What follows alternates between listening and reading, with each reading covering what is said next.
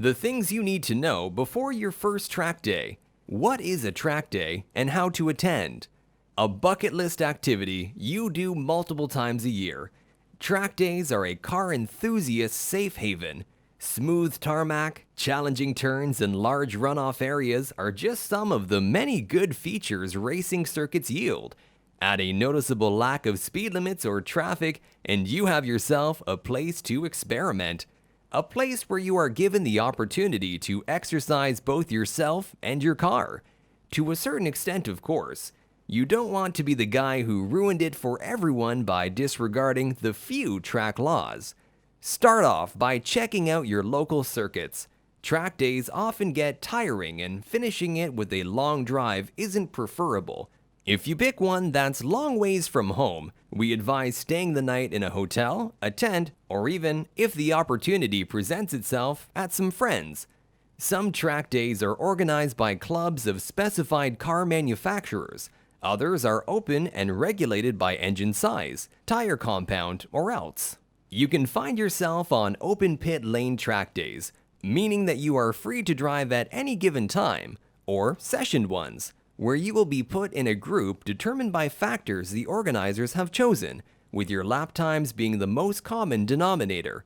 During the racing season, you will find many opportunities to go track driving, some even on a weekly basis, so be on the lookout on your social media platforms.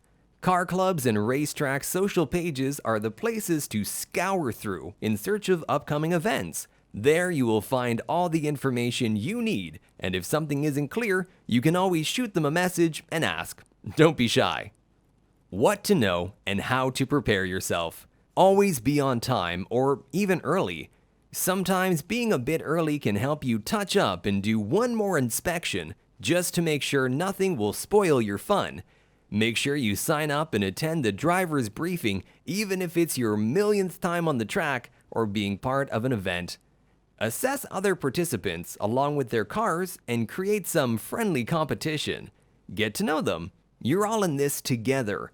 Nothing is more fun than battling other drivers, but don't turn them into enemies. The same person who you'll spend a day competing against might be the same one who helps you out when most needed. Remember that you are there to have fun. After the briefing, do a track walk if possible.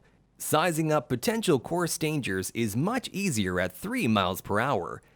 In some cases, the organizers would have so-called sighting laps, where you will slowly drive the track while a crew gives you most of the information you need. Pay attention to the rules and the little changes organizers might make. Otherwise, you might end up with the dreaded black flag. Leave your "I'm the greatest driver the world has ever seen" mindset at home. You're given the freedom to push your car to the limit, even a bit beyond, but always keep it on the back of your head that it will need to make the trip back home. Bring along a couple of friends. Share the experience with them. If they are brave enough to sit next to you, friends will be the ones to offer a hand in a tough situation, take pictures, and make it an overall better experience. Remember to give it your best without being overconfident. One can never be too prepared. Start off by filling up your car with enough gas. In some instances, there are gas stations located near the track, but they usually cost a small fortune, while others can be pretty far away from the circuit. Bring along some jerry cans to ration your fuel if you don't want to drive on a full tank. Check the forecast and pack accordingly, both for yourself and your car. Some sunblock and a hat can go a long way. Same goes for an umbrella or a windproof jacket. Food is often scarce at the track, so make sure you bring along sustenance for yourself and some to share. If you plan on coming home in the same car you thrashed on the track, make sure to bring extra car fluids, vital parts, an extra set of tires, lots and lots of tools, and always have a tow truck number in your phone. Throw in a roll of gaffer's tape and a bunch of zip ties for safekeeping.